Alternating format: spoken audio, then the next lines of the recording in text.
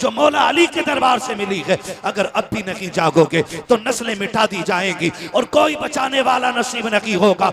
मैं पूछना चाहता हूँ, किसको फिक्र है कौम की तबाही की? अभी 2 दिन पहले की बात है, एक वीडियो वायरल किया जाता है, बारात के अंदर 1 करोड़ 1 लाख का ऐलान किया जाता है। मुझे तो नहीं लगता वो जहेज दे रखा है, ऐसा लगता है जैसे दूल्हे को खरीदा और बेचा जा रहा है। मुझे बताओ तो सही, इन नारों को देख करके, ऐलानों को देख करके, करोड़ों के नाम को देख करके कहीं से लगता है कि उम्मत की बेटियों पे मुसीबत आई हुई है, कहीं से लगता है कि बेटों को तन्हाई में घेर के मारा जा रहा है। मुझे बताओ तो सही, कब तक ख्वाबे गफलत में सोते रखोगे? क्या इसी के लिए अल्लामा अरशदुल कादरी ने कदम बढ़ाया था? क्या इसी दिन के लिए हाफिज मिल्लत ने मेहनतें की थी? क्या इसी दिन के लिए हमारे असलाफ ने अपनी जिंदगी की कुर्बानी दी थी? मुझे बता तो सकी, क्या इसी दिन के लिए शेर बेश अहले सुन्नत का मुसीबतों भरा कदम रखा था? क्या इसी दिन के लिए मुफ्ती आजम ने एटा इटावा हाथरस गुड़गांव का सफर किया था? नहीं, खुदा की कसम, इन सब की मेहनत को निचोड़ो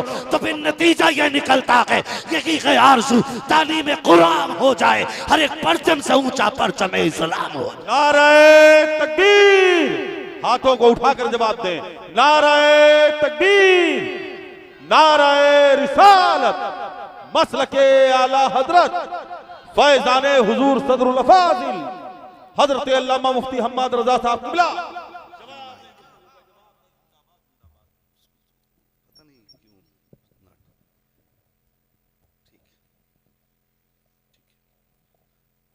खैरियत है सारे लोग?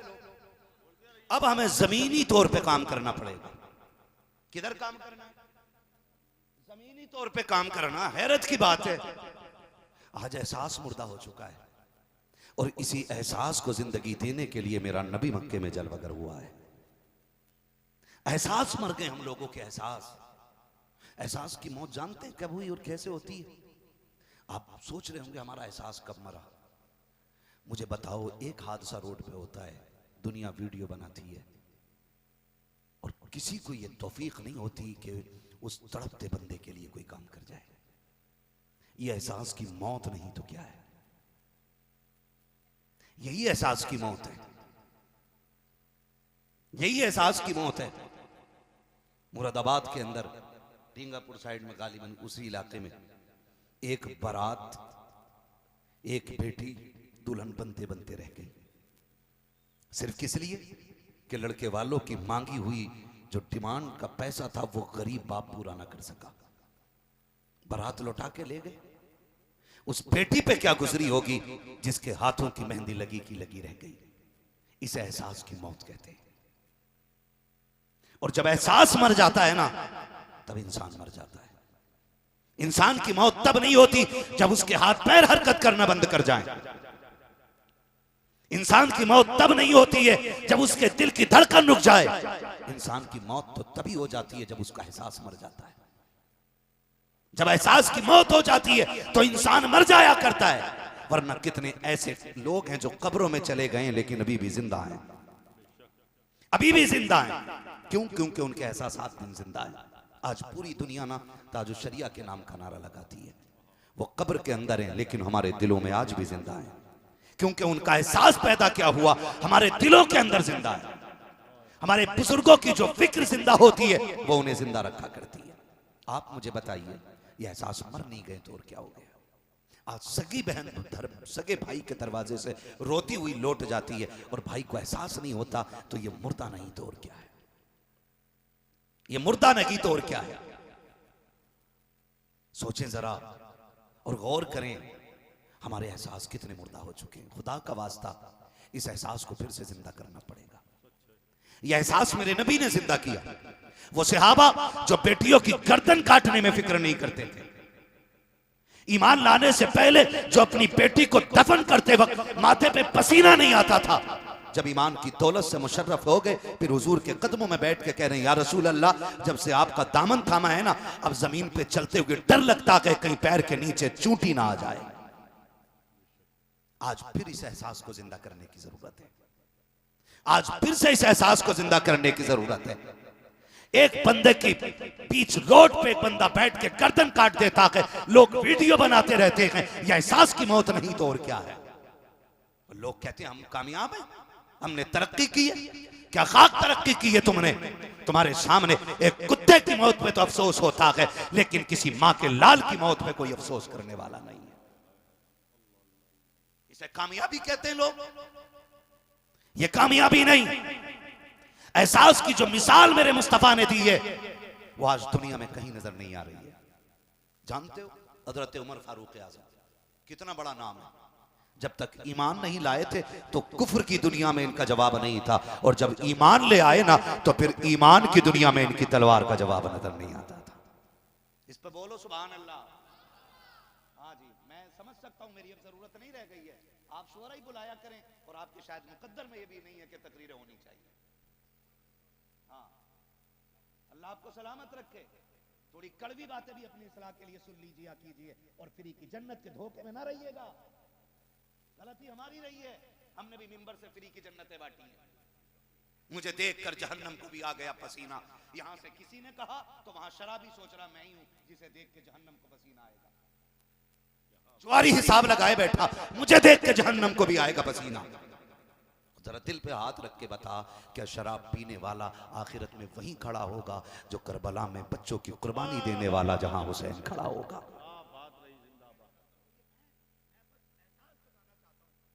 आपसे पूछें क्या ये सच्चाई है? इतना आसान है? नहीं। हजरत उमर फारूक आज़म, मैं बस एहसास पे बात करना चाह रहा हूं। अल्लाह करे जलसों के मकसद जिंदा हो जाएं। मैं तो जलसे वालों से कहना चाहता हूं, पहले तकरीरें करा लिया करो, बाद में पूरी रात मुशायरे रखा करो। पूरी रात फिर सुने और सुनाए, ताकि कुछ पता तो चले हमारी रविश में कोई तब्दीली नहीं आ रही है, कोई बदलाव नहीं है, जहां थे वहीं है। अल्लाह करे इतनी तब्दीली आ जाए। हजरत उमर फारूक आज़म है आज ना बाप, देखिए ये उंगलियां बराबर हैं, बराबर है भैया, मेरी जबान समझ रहे हैं आप लोग? बराबर है उंगलियां, छोटी बड़ी है ना? तो जब एक हाथ की उंगलियां बराबर नहीं होती ना, तो माँ बाप को सारी औलाद से मोहब्बत भी बराबर नहीं होती है। ये क्लियर है। औलाद से मोहब्बत भी बराबर नहीं होती है, कमो बेश हो जाती है। अगर बाप ना किसी बेटे की खिदमत से राजी होकर के ना उसे थोड़ा सा देने में ज्यादा दे देना, तो सगा बेटा जिसकी रगों में बाप का खून है, वो चौक में खड़े होकर कह रहा है मेरा बाप बड़ा बेईमान है, मेरा बाप बड़ा बेईमान है, उसने मेरे साथ ज्यादती की है।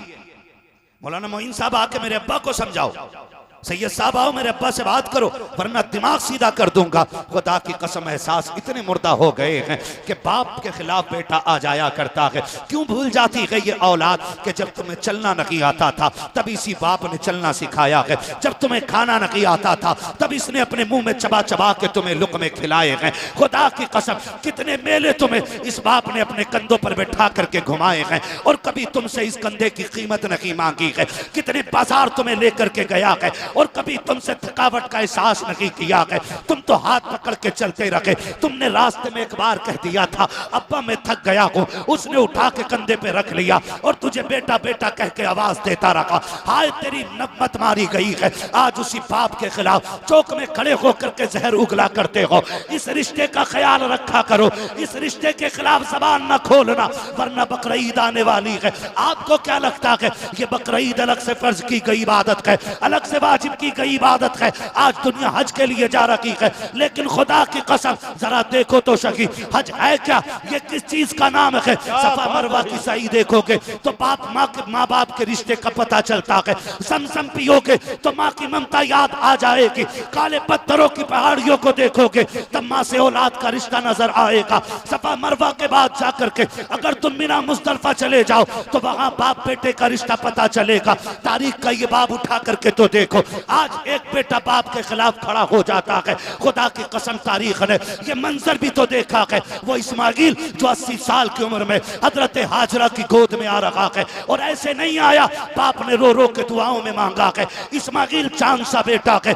बाप को जब एक बेटा मिला वो भी 80 साल की उम्र में करते रहते हैं, बेटे को प्यार करते रहते हैं, फरिश्तों में रोला मच जाता है। मालिक बता तो सकी, ये तो तेरा खलील है, लेकिन ये बे औलाद से प्यार कर रखा है, इसे बेटा क्या मिल गया है, ये तो बेटे की से प्यार करता है। रब ने कहा था फरिश्तों, जो मैं जानता हूँ वो तुम नहीं जानते हो, ये मेरा खलील है, औलाद इसे बहुत दिन के बाद मिली है, लेकिन प्यार मुझसे ज्यादा करता है। फरिश्तों ने कहा था मालिक, हम देखना चाहते हैं ये तुझसे कितना प्यार करता है। रब ने कहा, जाओ जाकर के हुक्म दे दो कि जो बेटा हमने तुम्हें 80 साल की उम्र में दिया है, इसे खुद से जुदा करने का वक्त आ गया है। क्या करना है मालिक?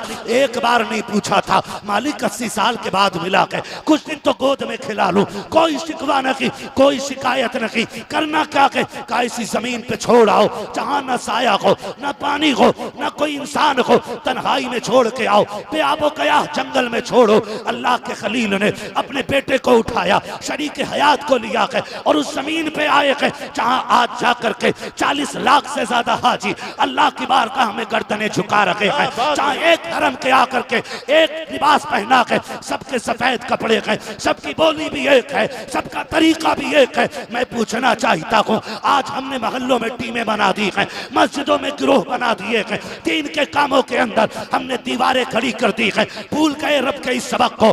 उसने पूरी दुनिया के लोगों को बुला के हरम में एक लिबास पहनाया, एक जबान में लब्बैक अल्लाहुम्मा लब्बैक की सदाएं दिलवाई है, सबके चेहरे एक जैसे हैं, अगर सर मुंडाए जा रहे हैं तो सबको एक जैसा कर दिया है। अरफात में आके पड़े हो, मीना मुस्तल्फा में आए हो, सबको एक रंग में लाके खड़ा कर दिया है, सबकी एक सदा है। मालिक बता तो सकी, काम जमाने को बताना चाहते हैं, हमारे दीन को हल्के में मत लेना, अगर इस दीन का जलवा देखना है हरम में आके देख लेना, पित्ते पानी ना हो जाए तो मोहम्मद का रब ना। नाराए तकबीर, नाराए रिसालत, मसलके आला हजरत हजरत अल्लामा मुफ्ती हम्माद रजा साहब किबला। हाँ जी, अल्लाह ने एक रंग के कपड़ों में खड़ा कर दिया, वहां ना कोई अरबी है, ना कोई अजमी है, ना कोई काला है, ना कोई गोरा है। जो कपड़ा गरीब बंदे ने पहना है ना, वही कपड़ा करोड़पति ने पहना है। उसने एहसास दिला दिया, एक ही लिबास पहन के हरम में आए हो और एक ही लिबास पहन के कब्र में आना है। कोई रंग बदले हुए नहीं होंगे, कोई ढंग बदले हुए नहीं होंगे। यह एहसास दिला दिया हमें रब ने, और फिर भी एहसास जिंदा नहीं हो रहे। लिया अल्लाह के खलील ने किसको? हजरत इस्माइल को। बेटा कितना प्यारा होता है, बेटा कितना प्यारा होता है। एक भाई के ना हजरत बच्चे को ब्लड कैंसर हुआ, अल्लाह उसको शिफा अता करे, है ना। उसने फोन किया ना, बेटे की शिफा के लिए दुआ के लिए कह रहा था ना, ऐसे तड़प के रो रहा था कि लोग मैयत पे इतनी दर्द से नहीं रोते। औलाद कितनी प्यारी होती है। एक भाई और था, उसने उसकी बेटी बुखार में थी और उसने जब फोन किया था बेटी के लिए ना, तो मैंने उसके दर्द को देखा, जिस दर्द से वो कह रहा था, हजरत दुआ कर दे मेरी उम्र मेरी बेटी को लग जाए। जब उसके ये लहजे थे ना, मैं सोच रहा था, वाह रे आमीना के लाल, जो बेटियों को कत्ल कर देते थे आज वही बेटियों पे कुर्बान होने को तैयार हो गए हैं। वही बेटियों के लिए एक लंबी उम्र मांग रहे हैं, कह रहे हजरत जी मेरी उम्र मेरी बेटी को लग जाए, मेरे घर का एक ही खिलौना है, मेरे घर का एक ही चिराग है। बेटी जब हंसना छोड़ देती है तो घर में उदासी आ जाती है। खुदा का वास्ता, अल्लाह ने औलाद दिया ना, माँ बाप से कहूँगा कभी धोखे से भी बद्दुआ ना देना। कहीं ऐसा ना हो तुम्हारी जबान से जो जुमले निकल रहे हों मकबूलियत का वक्त हो और तुम्हारी जबान तुम्हारे खिलाफ खड़ी हो जाए, और फिर कोई संभालने के लिए दामन भी ऐसा नहीं मिलेगा जो आंसुओं को समेट सके। औलाद अल्लाह की बहुत बड़ी नेमत है। न बेटियों का जवाब होता है, न बेटों का जवाब होता है। दोनों चीजें अल्लाह की बहुत बड़ी नेमतों में से आती हैं। खुदा का वास्ता है, रिश्तों की कदर करो, औलाद की कदर करो। उसने कहा था ना हजरत जी कि बेटा मेरा बच जाए, ब्लड कैंसर है, तो बड़े दर्द के साथ रो रहा था। आज मैं बेटों से एक बात पूछूं, क्या हम बाप की बीमारी पे इसी दर्द के साथ रोते? कभी एहसास हुआ हमें? अगर बाप लंबा बीमार हो जाए ना, तो बेटा पता क्या कहता है? हजरत जी दुआ कर दें अब अब्बा की तकलीफ देखी ना जाती, दुआ कर दें अल्लाह को मिट्टी प्यारी हो जाए। ये घुमा के ना अल्लाह से अपने बाप की मौत मांग रहा है। खुदा का वास्ता है, बाप जिस हाल में भी है ना, बाप है। वो अगर बिस्तर पे भी पड़ा है ना तो तेरे लिए चट्टान है, वो एक चट्टान है। कितने लोग परदेश में रहते हैं, हाथ उठा के बता देंगे? सुभान अल्लाह। हाथ नीचे करने। अब मेरी बात से इत्तेफाक कीजिएगा, हम जब कभी परदेश से फोन करते हैं ना तो अब्बा से 2-3 मिनट से ज्यादा बात नहीं हो पाती, हिम्मत ही नहीं होती उससे ज्यादा बात करने की ना। होता है कि नहीं भाई ऐसा? हाँ, अब्बा से 1.5 मिनट नहीं सामने टिका जाता अब्बा के, और अब्बा के लहजे का वही असर, वही तमतमाट, वही रोब, वही दबदबा, उसी लहजे में अब्बा बात करता है। चाहे कमजोर है, गरीब है, बेटा करोड़पति है, लेकिन बेटा अरबपति भी हो जाए ना तो बाप के लहजे की बराबरी नहीं कर सकता है। जात बड़ी चीज है, लहजे की बराबरी नहीं कर सकता। उसी लहजे में बाप बात करता है ना तो 1.5 मिनट से ज्यादा बात नहीं होती है। और फिर फटाक से हम कहते हैं अम्मी से बात करा दीजिए, अम्मी से बात करा दीजिए। फिर जब हम अम्मी से बात करते ना तो आधा घंटा बात होती रहती है। ऐसे ही है ना भाई? फिर जब हम माँ से बात करते हैं ना आधा घंटा बात होती रहती है। बाप से 1.5 मिनट बात नहीं कर पाते, माँ से आधा घंटा बात होती है। आपको क्या लगता है आपने जो 1.5 मिनट बात की है उसके बाद बाप फोन से हट के चला गया? नहीं, जब तुम माँ से बात कर रहे होते हो बाप से तो दर्द भी नहीं बताया जाता है, तकलीफ का जिक्र भी नहीं होता है। हम माँ से कहते हैं अम्मी मेरा काम रुक गया है, दुआ कर देना। खुदा की कसम बाप दूर नहीं होता है, फोन अम्मी के कान पे लगा होता है, लेकिन अब्बा का कान फोन पे लगा होता है, फोन पे लगा होता है। बेटे परेशान ना हो। उधर चुपके से माँ के कान में बाप कहता है इससे कह दे अगर बिजनेस तबाह होता है तो होने दे, काम जाता है तो जाने दे, टुकड़ों के लाले होते हैं तो पड़ जाने दे। इससे कह दे ये सेहत का ख्याल रखे, अपने आप को मुश्किल में ना डाले। अभी इसका बाप जिंदा है, जब तक बाप जिंदा है मेरे बेटे को किसी के तलवे चाटने की जरूरत है। जिंदाबाद जिंदाबाद जिंदाबाद जिंदाबाद। जवाब नहीं गुफ्तगू का, जिंदाबाद जिंदाबाद। ये बाप होता है जिससे तुमने 1.5 मिनट बात नहीं की, वो करवट में खड़े होकर चुपके से कह रहा है इससे कह दे घबरा मत, छोड़ दे बिजनेस, आजा भी तेरा बाप जिंदा है। बेटे जब तक बाप जिंदा है तुझे किसी के टुकड़ों पे पलने की जरूरत नहीं है। ये बाप होता है। हम और उस बाप के लिए मौत मांग रहे होते हैं। दुआ कर दें अल्लाह को मिट्टी प्यारी हो जाए। जी अब बड़ा मुश्किल है, बीवी भी तंग आ गई है, बच्चे भी तंग आ गए हैं ना, ये इम्तिहान भी तो हो सकता है तेरा मेरा, ये इम्तिहान भी तो हो सकता है। अल्लाह करे कि हर बाप को इज्जत मिलने लग जाए। जब औलाद माँ बाप को बोझ समझने लग जाए ना तो फिर मौलवी साहब से मत पूछो कि नई निशानी कयामत की बताओ, समझ जाना कयामत दरवाजे पे आके खड़ी हो गई है। ये याद रखना, समझ जाइएगा कयामत दरवाजे पे आके खड़ी हो जाइए, हो गई है। औलाद बड़ी प्यारी होती है। और वो तो मसला है ना, आज रंग बिरंगी पीरों ने बेड़ा गर्क कर रखा है। हमने ये सोचा है कि लंबे लंबी ये जो ताज निकले होते हैं टोपी में, इनका कनेक्शन आसमान से डायरेक्ट होता है। धोखे में न जाइए, न जाना हजरत जाहिद के तस्बीह हो मुसल्ला पर बड़े पहुंचे हुए हजरत हैं, इनको हम समझते हैं, है ना। आज ना लंबे जुब्बो दस्तार के धोखे में आके हमने माँ बाप छोड़ दिए। कसम खा के कहता हूँ जाओ काम न बनता हो ना तो माँ के कदमों में बैठ के उसके दुपट्टे का कोना पकड़ के कहा करो अल्लाह ये मेरी माँ है, इसके आंचल के सदके में मेरा काम बना दे। मेरा ईमान कहता है अगर उसने आमीन कह दी ना तो आंचल छूट के बाद में नीचे आएगा, अर्शों से रिज्क का इंतजाम पहले कर दिया जाएगा। जहां मांगना था वहां मांगा ही कोई नहीं, मांगा ही नहीं। मैं सच्ची बता रहा हूं, अल्लाह ने सब कुछ दिया है।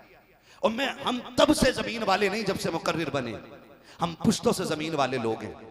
लेकिन कसम खा के बताता हूं आज भी ना जो मिठास माँ के लहजे में है ना, वो लज्जत किसी भी दुनिया की आसाइश और आराम की चीज में है ही नहीं, है ही नहीं।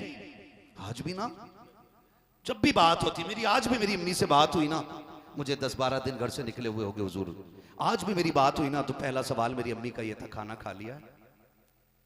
जबकि वो जानती हैं कि जहां जाएं आप जैसे लोग मोहब्बतें पेश करते हैं, खुद से अच्छा हम लोगों को खिलाते हैं, लेकिन माँ बाप को यही फिक्र रहती है पता नहीं मेरे बेटे ने खाया कि नहीं खाया।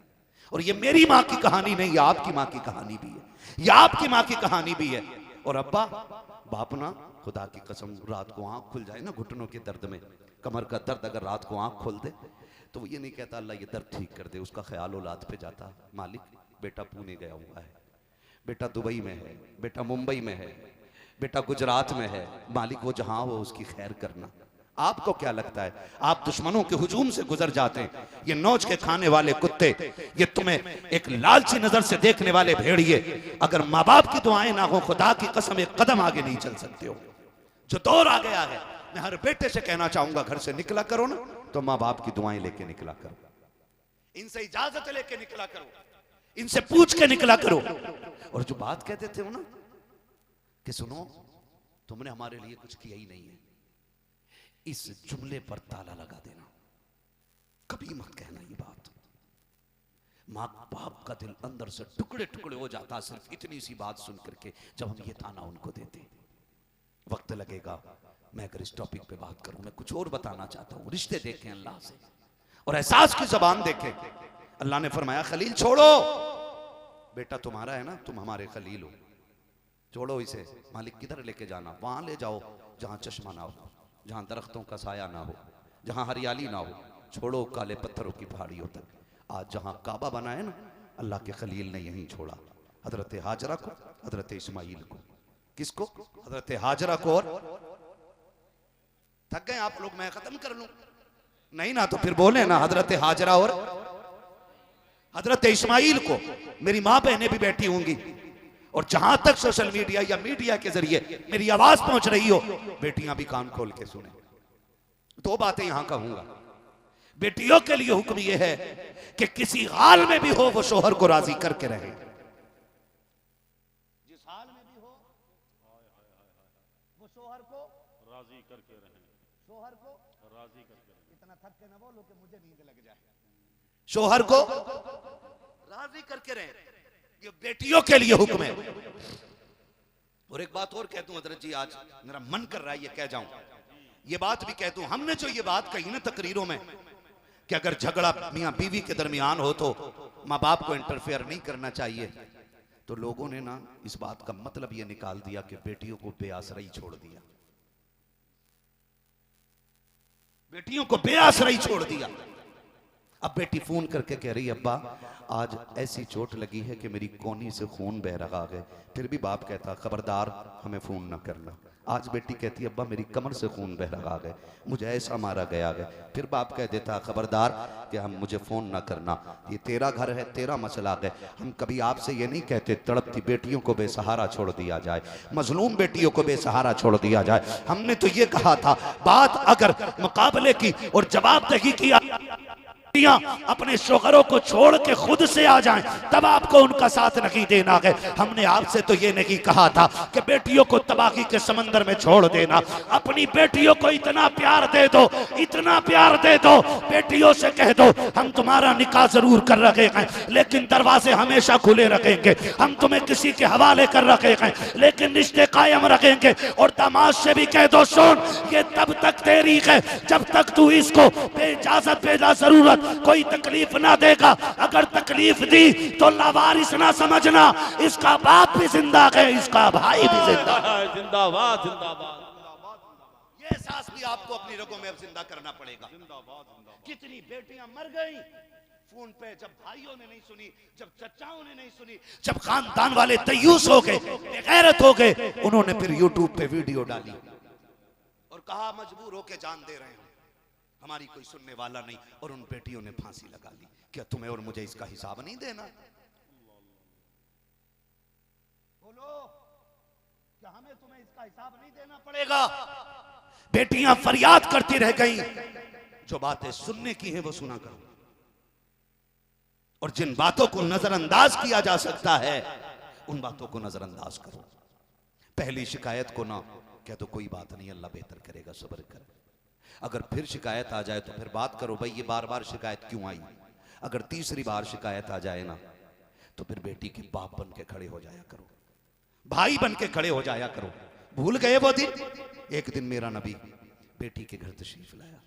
सुने जरा, दोनों पहलू हैं तस्वीर के, दोनों पहलू देखिएगा। नबी सैयदा कायनात, सैयदा तैयबा ताहिरा आबिदा जाहिदा तकिया नकिया राकिया साजिदा हाफिजा कारिया आलिमा फाजिला सैयदा कायनात शहजादी महबूब कौनैन सैयदा खातून जन्नत फातिमा ज़हरा रज़ी अल्लाह ताला।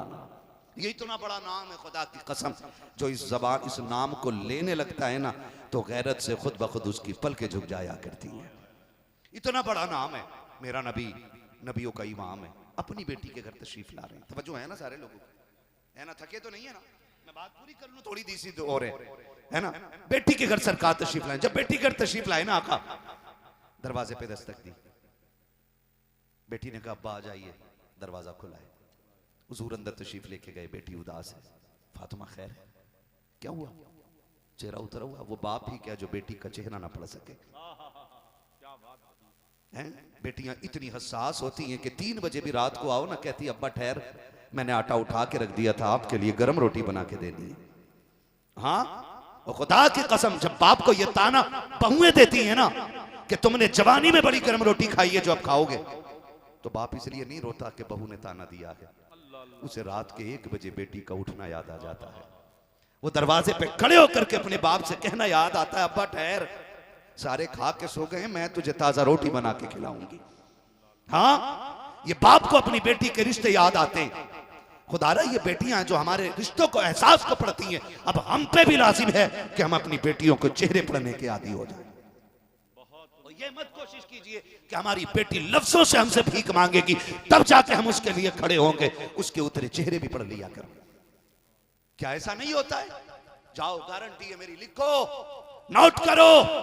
ये जो जहेज पे बिकने वाले कुत्ते होते हैं, ये जो 10-10 लाख रुपए मांग करके हराम की दौलत पर राज करने वाले भिखारी, इन्हें क्या पता एक बाप ने क्या दे दिया है? ये क्या जाने बाप ने क्या दे दिया है? खुदा की कसम बाप ने सचमुच को तो अपनी मां तुम्हें दे दी है। और ये मैं नहीं कहता, ये मेरे नबी फातिमा तो ज़हरा को देख के कहते थे, फातिमा उम्मी बाद उम्मी, फातिमा वो है जो मेरी मां के बाद मेरी मां बन के दुनिया में तशरीफ लाई है। हाँ, मां के बाद अगर कोई आपका सबसे ज्यादा ख्याल रखता है तो वो आपकी बेटी रखा करती है। और आप 10 लाख के लिए मर गए।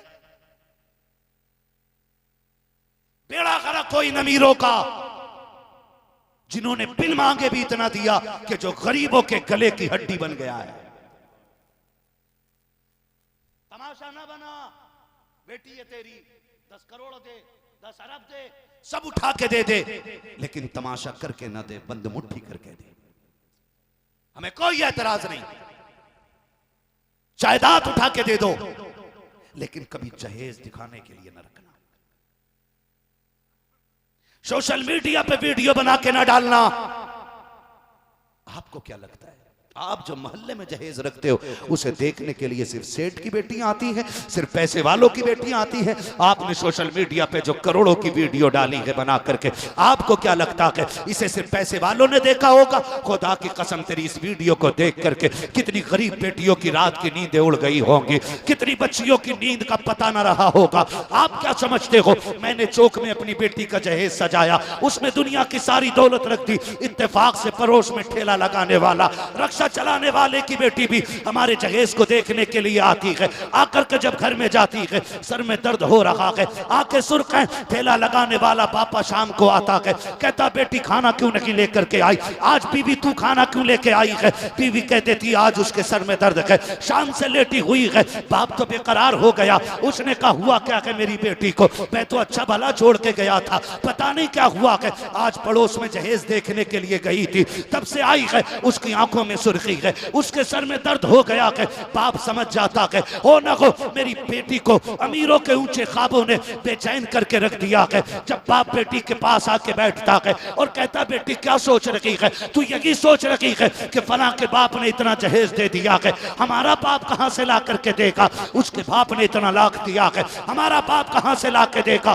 तब बेटी को तसल्ली देने के लिए गरीब के जुमले बेटी के लिए पहाड़ बन जाते हैं और वो ये कहता है बेटी परेशान ना हो, अगर खुद को बेचना पड़ा तेरा बाप मंडी में बेच देगा, लेकिन तेरे घर के लिए उसके घर से बेहतर इंतजाम करके देखा। नाराए तकबीर, नाराए रिसालत, मसलके आला हजरत फैजाने हुजूर सदरुल फाजिल हजरत अल्लामा मुफ्ती हम्माद रजा साहब किबला जिंदाबाद जिंदाबाद। के वास्ते एहसास करें मेरा नबी बेटी के घर आया, सरकार ने फरमाया फातिमा खैर है? सैयदा कायनात की आंख में आंसू आ गए। हुजूर ने फरमाया बेटी हुआ क्या है? अर्ज करती है, अब्बा अभी अली से अनबन हो गई है, वो नाराज होके चले गए, हुजूर जाए ना मेरे अली को बुला लाए। ये नाज बेटियों के कौन उठाता है?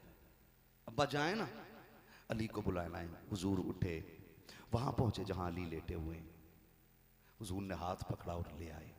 ना अली ने पूछा किधर जाना है, ना नबी ने बताया क्या हुआ है, हाथ पकड़ के लाए। तस्वीर के दोनों रुख मुलाहिजा कीजिएगा। मैं बताना चाहता हूं, अल्लाह करे ये बात यहां भी और यहां भी उतर जाए। मैंने पहले ही कहा था मेरी तकरीर तबे यार को बेचैन करती है। सबब क्या है? वही कहता हूं जो दिल पर गुजरती है।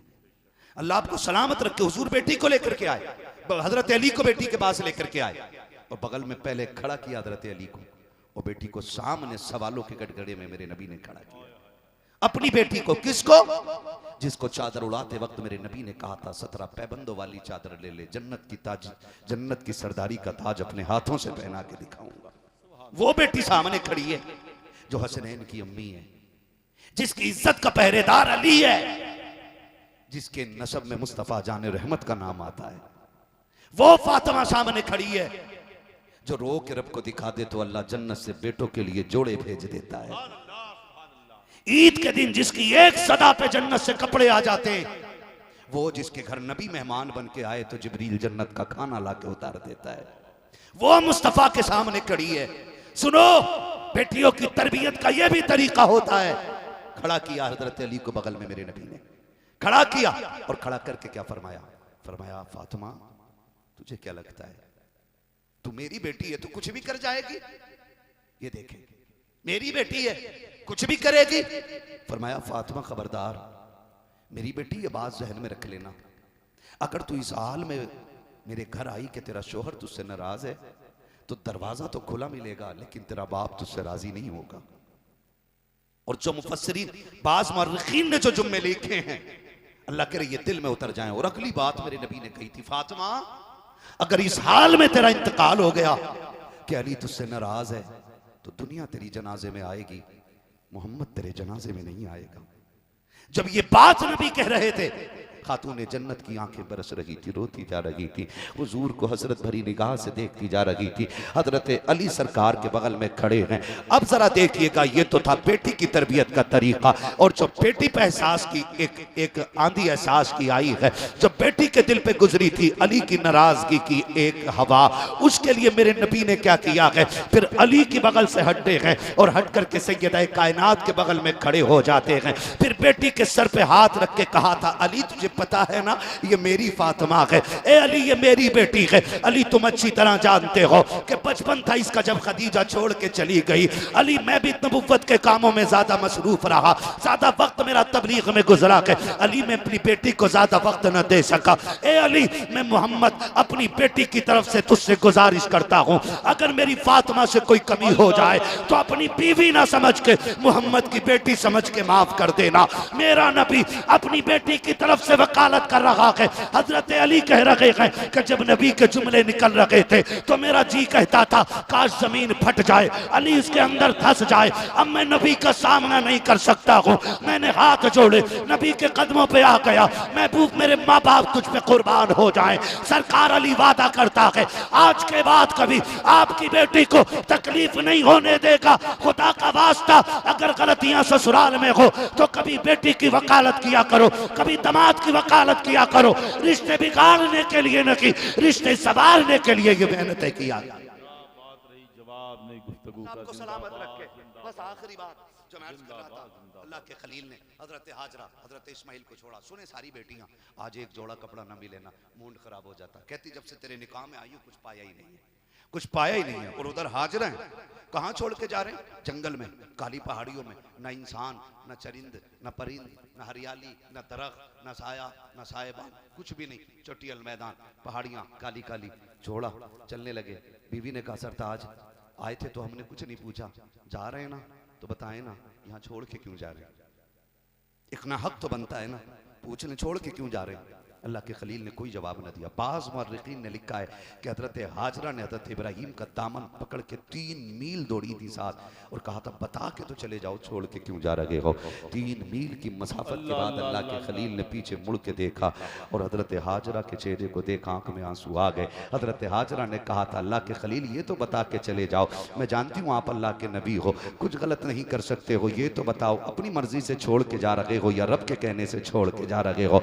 अल्लाह के खलील ने कहा था हाजरा एक ऐसी मिसाल ला के दिखाओ, रब ने जिसे 80 साल की उम्र में बेटा दिया हो वो भी चांद से ज्यादा हसीन बेटा, बाप की जान हो वो बेटा, क्या कोई बाप अपने बेटे को ऐसे जंगल में छोड़ के गया है? का कभी नहीं। का सुन समझ लो हाजरा, मैं अपनी मर्जी से नहीं रब के कहने पर यहाँ छोड़ के जा रहा हूँ। अब हजरत हाजरा का ईमान देखिए, जैसे कि इतना सुना है आपने कहा इब्राहीम फिर ठहरो तो सकी, कहा किस लिए? कहा जो थोड़ी सी खजूरें दी हैं, जो पानी दिया है ये भी लेके चले जाओ। कहा किस लिए? कहा जिस रब की मर्जी से यहाँ छोड़ के जा रहे हो हमें ईमान है, जो अपनी मर्जी से हमें जंगल में छुड़वा रखा है वही रब खिला भी देगा पिला भी।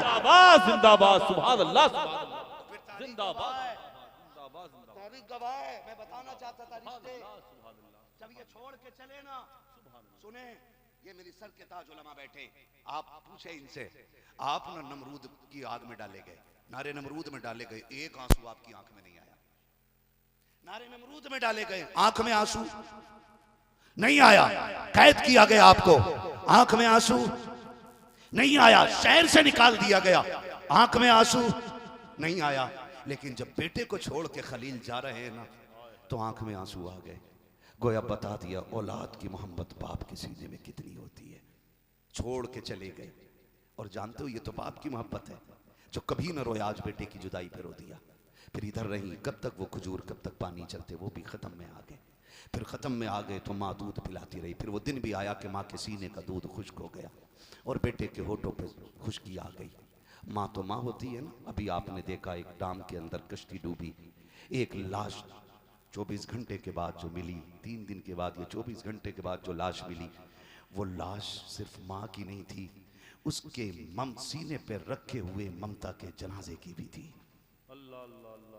हाँ, दुनिया ने बहुत उस पे लिखा, बातें की, सबको ये तो नजर आया कि मां मौत के वक्त भी बेटे को सीने से जुदा ना कर सकी, लेकिन किसी को यह नजर नहीं आया कि काश कोई इनकी फरियाद को भी पहुंच जाता। क्या बात रही। कोई इस पे बात करने के लिए तैयार क्यों नहीं?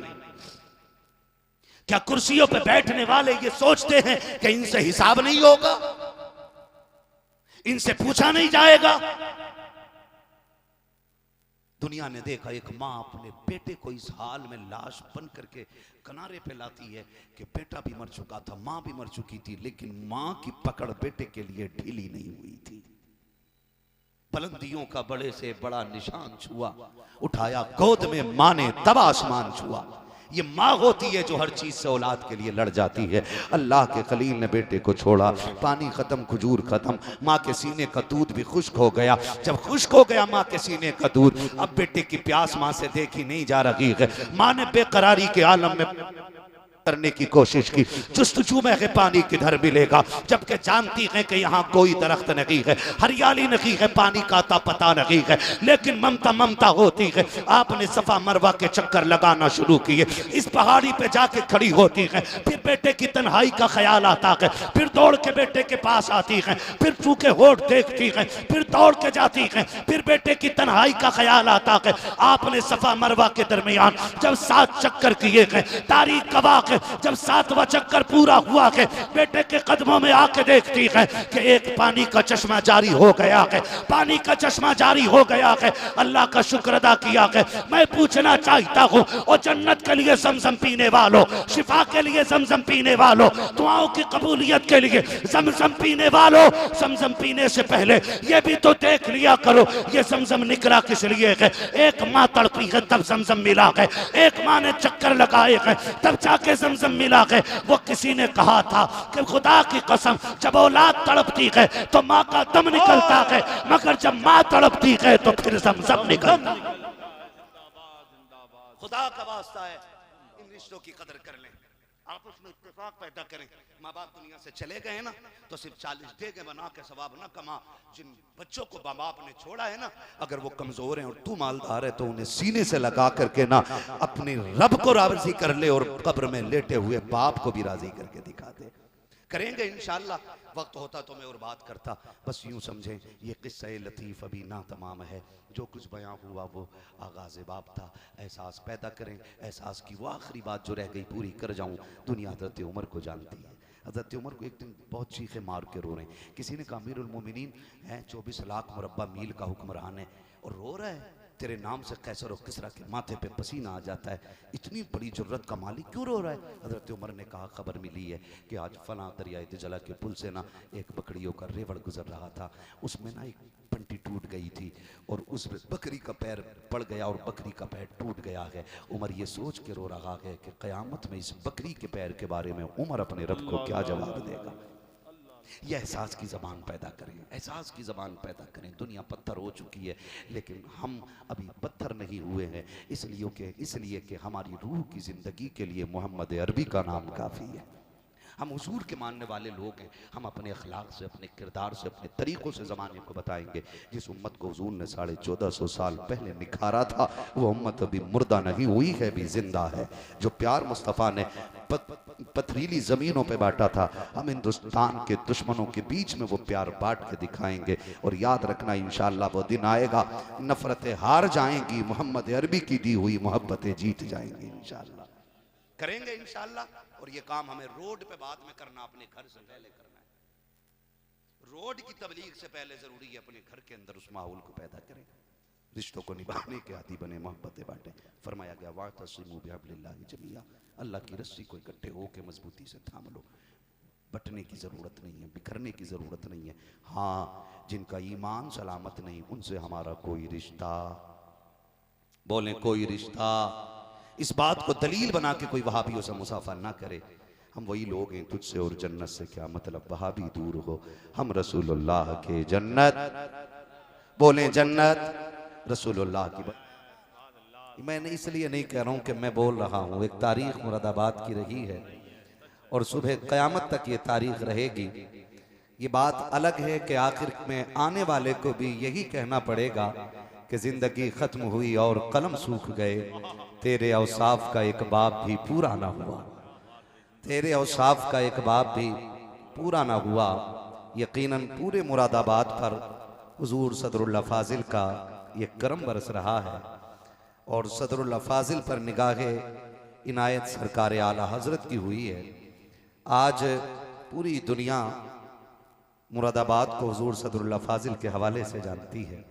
मिंबर शरीफ पर उनके शहजादगान तशरीफ फरमा है और ये जो बहुत बड़े लोग हमारे बैठे हुए हैं जिनके हवाले से मैंने कहा ये हिंदुस्तान के कद्दावर उलमा हैं, ये दरसगाहों के बादशाह हैं और मस्जिद की महराबों की जीनत हैं। हकीकत यह है कि मुझे ये कुर्सी सिर्फ इसलिए मिली है कि मैं आपसे बात आसानी से कर सकूं, वरना मेरा कुर्सी पर बैठने का ये बिल्कुल मतलब नहीं होता है कि मैं जो नीचे बैठे हैं मैं इनसे बड़ा हूँ। मैं फिर ये बात कहूँगा कि ये अलग बात है, खामोश खड़े रहते हैं, फिर भी जो लोग बड़े हैं वो बड़े रहते हैं। ऐसे असलाफ से मिलता है हमारा शजरा जिनके कदमों में कई ताज पड़े रहते हैं, जिनके कदमों में कई ताज पड़े रहते हैं। थोड़ी देर के लिए मैं हाजिर खिदमत हूँ। मैं समझता हूँ कि मेरे आने का मकसद तो पूरा हो चुका है ना। सबने बड़ी मोहब्बतों से शोहरा खुतबा को सुन लिया। बस यह है कि मैंने आपकी ज़ियारत कर ली और आपने मुझे देख लिया, ठीक है। अल्लाह करे कि आपकी ज़ियारत के सदक़े में मेरे लिए आखिरत की मंजिलें आसान हो जाएं। अल्लाह सैयद साहब क़िबला फरमा रहे हैं, अल्लाह हम सब के लिए आखिरत की मंजिलें आसान हो जाएं। कहो आमीन। इतनी आहिस्ता ना कहो कि ऐसा लगे जैसे मैयत में बैठे हुए हैं, है ना। जब मिंबर पे अली का बेटा बैठा हो और उलमाए अहले सुन्नत जलवागर होना तो फिर जिंदगी रहनी चाहिए, महफिल में जिंदगी रहनी चाहिए। मैं वो कड़वा आदमी हूँ कि जिसकी बात पे सुभान अल्लाह कहते हुए भी बड़ी हिम्मत चाहिए, है ना, क्योंकि मैं फिर जन्नत बांटने वाला भी नहीं हूँ। मेरी तकरीर तबे यार को बेचैन करती है, सबब क्या है वही कहता हूँ जो दिल पर गुजरती है। हाँ, बस मैं चंद अहम बातें जो इस दौर का तकाजा है वो आपके सामने रख के अपनी मंजिल की राह लूंगा। आपसे इतनी गुजारिश है कि जितनी देर सुने मोहब्बत के साथ सुने, है ना। नाराज तो नहीं है ना आप लोग? नाराज तो नहीं है ना? जरा कह दें या रसूल अल्लाह, और जोर से बोलें या रसूल अल्लाह। हकीकत यही है कि ये जुब्बे, ये दस्तार, ये पगड़ियां, ये दस्तबोसियां, ये हमारा कमाल नहीं। हकीकत सिर्फ इतनी है कि ये नाज, ये अंदाज हमारे नहीं होते। झोली में अगर टुकड़े तुम्हारे नहीं होते, मिलती ना अगर भीख हुजूर आपके दर से, इस ठाट से मंगतों के गुजारे नहीं होते। बेदाम ही बिक जाइए बाजारे नबी में, इस शान के सौदों में खसारे नहीं होते। अजीजान गिरामी, आज हवा जिस रुख की चल पड़ी है, हमें उस हवा को समझना होगा। और जो दुनिया रंग दिखा रही है, हमें उन रंगों को भी समझना पड़ेगा। हम अगर आबादी में कसरत से होते हैं तो हमें कोई फर्क नहीं पड़ता है कि दुनिया क्या कर रही है, लेकिन जहां पर गिनती के मुसलमान होते हैं वहां उनसे पूछो उनके लिए एक वक्त की नमाज कितनी मुश्किल हो गई है। आज हमें इस पहलू पे बात करना पड़ेगी कि हम जिस दौर में जी रहे हैं उस दौर का तकाजा क्या है। क्या सिर्फ थोड़ी देर बैठ करके कौम के हालात का रोना रो लिया जाए, ये हमारी कामयाबी के लिए काफी हो जाएगा? या थोड़ी देर अपनी तबाहियों के मनाजिर को अपनी निगाहों के सामने रख करके उन पर मर्सिया पढ़ दिया जाए, क्या इतनी देर का गम मनाना काफी रहेगा? या हमारी कौम को एक फ्यूचर में, मुस्तकबिल में कोई टारगेट, कोई हदफ, कोई मंजिल मुंतखब करना पड़ेगी? नौजवानों, आपसे मेरी इतनी सी गुजारिश है, सबसे पहले हमें इस हुक्म पे अमल करना है कि हम सबको अल्लाह की रस्सी को इकट्ठा होकर के मजबूती से थामना है। यह सबसे पहला काम है हमारे लिए। अल्लाह की रस्सी को इकट्ठा होकर के एक साथ मजबूती से पकड़ना है। ये जो हमारी घरों के अंदर अलग अलग लाइनें लग गई हैं ना, अलग अलग कतारें हैं, एक घर के अंदर दो दो पार्टियां हैं, एक घर के अंदर तीन मुख्तलिफ जमातें हैं। हम सबको इन मुख्तलिफ और बिखरी हुई जमातों को एक प्लेटफॉर्म पे लाना पड़ेगा, एक जगह इकट्ठा करना पड़ेगा और किसी एक शख्स को अपने घर का मुखिया बना दीजिए। एक घर में चार मुखिए नहीं हो सकते, एक घर में चार जिम्मेदार नहीं हो सकते हैं, एक घर के अंदर पांच रहनुमा नहीं हो सकते हैं। एक घर के अंदर घर का जिम्मेदार सिर्फ एक होना चाहिए। और ये मैं आपसे सुभान अल्लाह कहलवाने के लिए नहीं कह रहा हूं, ये वो बातें रख रहा हूं, अल्लाह करे इन पे अमल हो जाए ना तो फिर किसी की मां ने दूध नहीं पिलाया है, किसी एक बंदे को घेर के कुत्तों की भीड़ आके हाथ लगा सके। आज हम जिस मकाम पर आकर के खड़े हो गए, हमारी बेटियों के राह चलते दुपट्टे उतार दिए जाते हैं। हमने क्या कर लिया? हमारी बेटियों को चलते राह जलील कर दिया जाता है। हमने क्या कर लिया? हमें बताया जाए कितनी बेटियों का घरों से निकलना दुश्वार हो गया है और एक भीड़ खड़ी रहती है और सिर्फ एक भीड़ के अलावा कुछ नहीं होती है। आज एहसास मुर्दा हो चुके हैं। आज जो आग मेरे घर पे लगी है ना, मेरा पड़ोसी उस आग की गर्मी को महसूस करने के लिए तैयार नहीं। आज हम ये सोच रहे कि ये आग आपके घर की है और जिस दिन ये मेरे घर आएगी तब देखा जाएगा। ओ भाई, अगर ये आग तेज हो गई ना तो एक को नहीं तुम्हारे जैसे सैकड़ों को जला के लाख कर देगी और फिर इस आग को बुझाया नहीं जा सकता है। हम अपनी सफों के दरमियान इत्तेफाक पैदा करें, अपनी बेटियों की इज्जत के पहरेदार बन जाएं, अपनी नस्लों को यह सबक पढ़ा दें कि अभी कौम मुस्लिम मुर्दा नहीं हुई है, अभी इस कौम की रगों में वो गैरत बाकी है जो मेरे नबी ने 1450 साल पहले अता की थी। अभी इस कौम के अंदर वो गैरत जिंदा है जो अबू बकर के चौखट से हम लेकर के आए थे। अभी हमारी रगों के अंदर उस लहू की गर्माहट मौजूद है जो फारूक आजम के दर से हमें मिली है। अभी हमारी रगों के अंदर वो गर्मी मौजूद है जो हमें उस्मान गनी के दरबार से मिली है। ज्यादा इमोशनल आप हो गए। अल्लाह करे कि ये बात जो है ना दिल में रहे, भूल ना जाइएगा, भूल ना जाइएगा, निभाएंगे इंशाल्लाह। मैंने सैकड़ों आंखों को अभी भीगते हुए देखा है, मुझे उम्मीद है इंशाल्लाह ये भीगे पलकों के रंग कभी खाली नहीं जाएंगे। तब्दीली आएगी इंशाल्लाह, बदलेंगे ना इंशाल्लाह, है ना।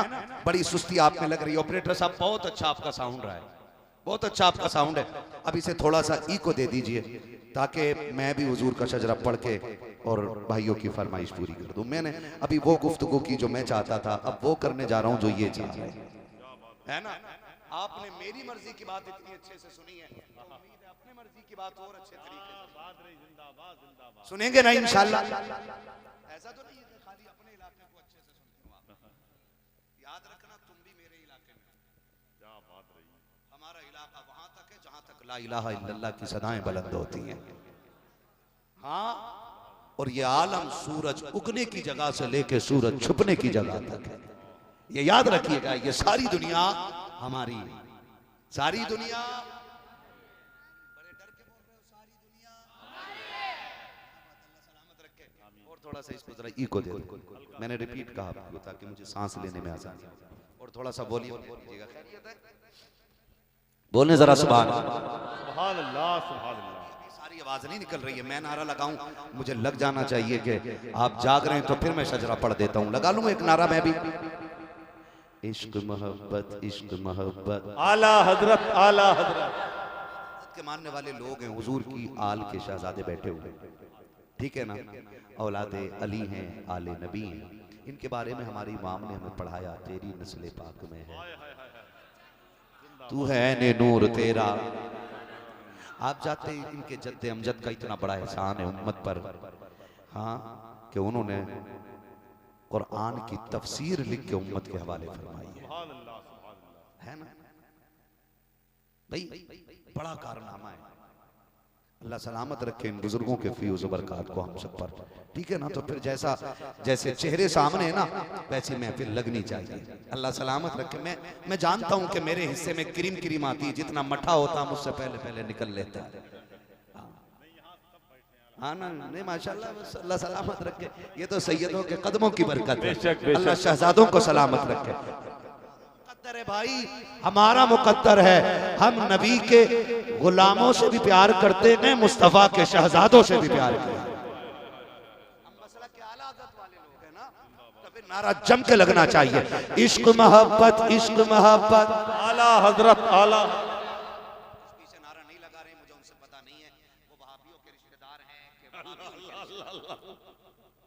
मुझे पता नहीं है जी। तो फिर हाथ आला हजरत के नाम पे नहीं उठे तो किसके नाम पे उठेंगे,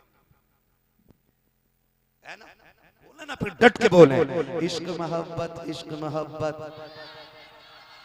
हाँ जी, मेरे भाई ने इतने नारे लगाए थे, गुलाम हुसैन, हाँ गुलाम रसूल, अल्लाह सलामत रखे। मैं मुझे शिकायत है, मैं बिला वजह की तारीफ करके नहीं जाऊंगा। जब एक बंदा नारे के लिए खड़ा होता तब बाकी ऐसे हंसते थे जैसे बाबले गांव में ऊंट आ गया। क्या तुमने हुजूर का कलमा नहीं पढ़ा?